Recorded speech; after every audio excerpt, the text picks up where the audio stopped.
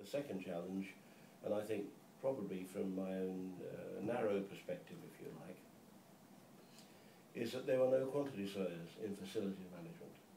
So whereas in construction you had someone who would sit with the client who understood costs and economics of construction very, very well and could help him to make decisions, in facility management there was nobody. And apart from my practice and just a couple of others who were trying to get in and help people, there was no professional body could give facility managers any cost advice at all.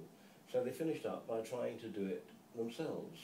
And a lot of them coming into FM from all sorts of disciplines, you know, out of the army, like our good friend Ron Brown, people coming in from engineering, architecture, and you know, they were trying to do the best they could. And they finished up by making decisions in an economic vacuum. And the only professional advice they would get would be from the general practice chartered surveyors, who would advise them about trying to get rid of their property and squeezing as many people as they possibly could into what they had left, which often wasn't very good advice at all, even though it did help the cash flow for a little while.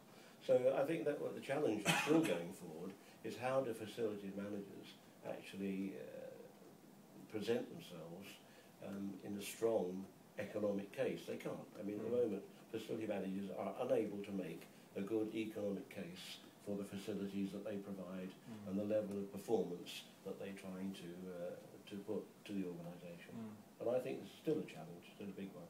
It comes back to what we were saying. You know, until you can prove that there is a benefit, I always used to say to people, look, if you can't demonstrate that there is a benefit, you shouldn't do it. You know, I used to say to people, if you can't demonstrate that there is an advantage in having a fancy building like this in the City of London, you should have a Nissan hut on the middle of Wimbledon Common.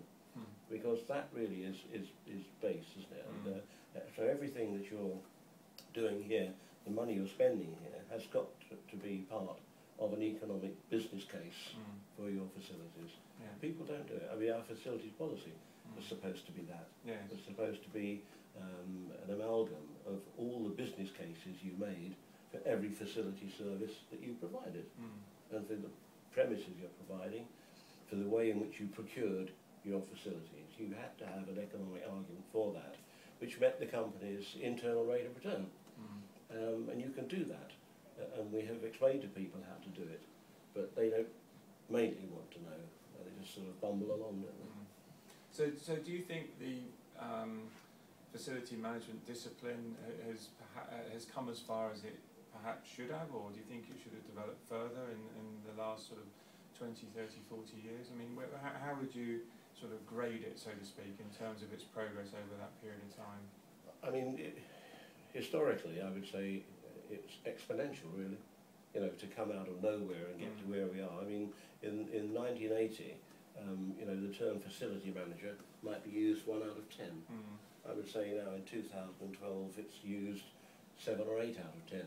So the title is understood, and I think the value of the contribution is understood. So I think it's come a long, long way.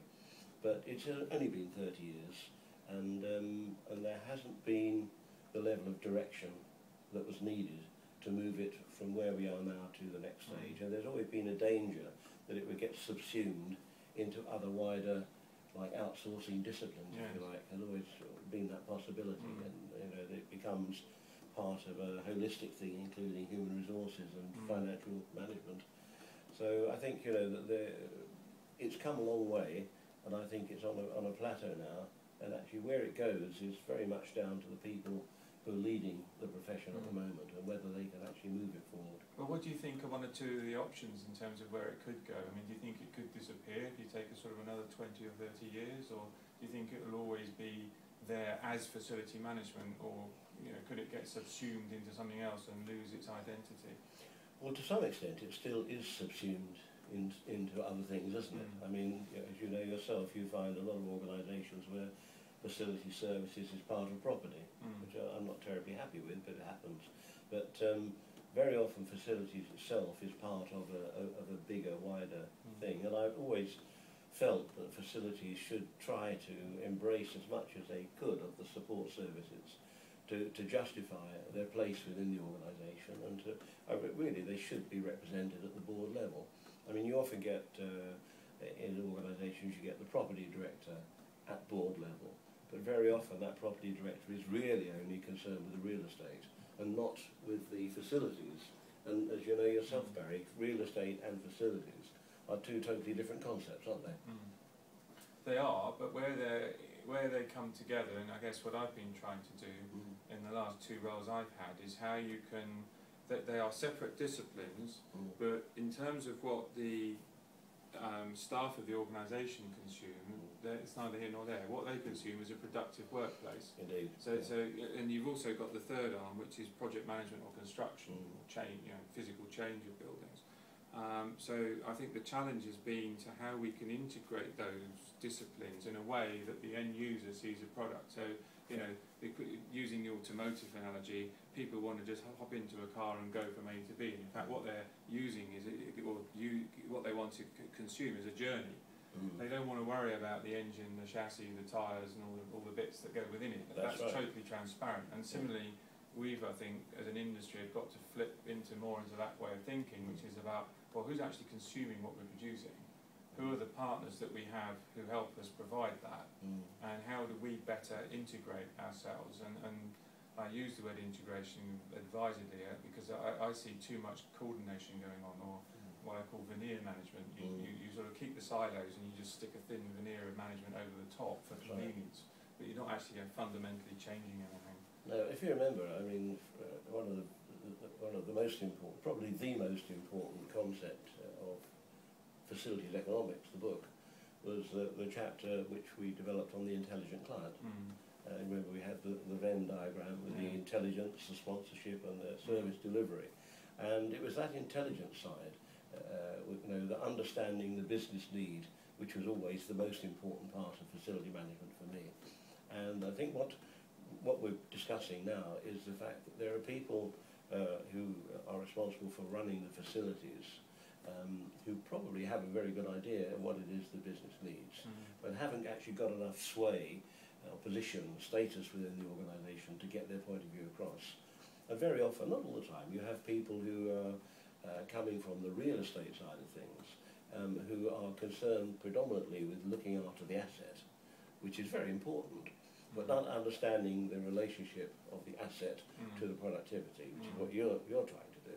So if you can get the people who are at the coalface talking to the people who are managing the asset and getting to understand that the real asset is the people working in there, and what you're trying to do is to make them more efficient, then I think you've got the intelligence that's required in the intelligent client. Yes.